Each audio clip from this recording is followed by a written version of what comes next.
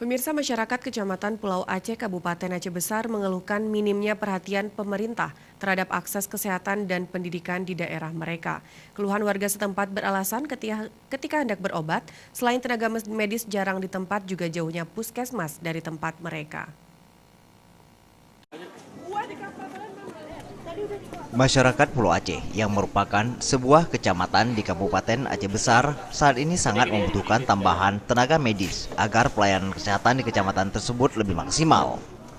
Menurut Camat Pulau Aceh, selama ini hanya ada beberapa orang bidan dan tenaga medis yang ada di 4 kampung dari 17 kampung yang ada di Kecamatan Sepulau Aceh. Sementara itu, salah seorang warga Pulau Aceh, Sunardi Ibrahim, menyebutkan selama ini untuk mengakses pelayanan kesehatan di tempat mereka sangat susah.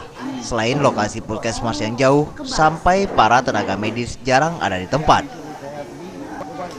Warga juga berharap kepada pemerintah daerah, khususnya pemerintah Kabupaten Aceh Besar, agar adanya penyuluhan kesehatan yang diberikan terhadap masyarakat, supaya masyarakat dapat lebih menjaga kesehatan dirinya sendiri dan keluarga. Tim Liputan, Aceh TV.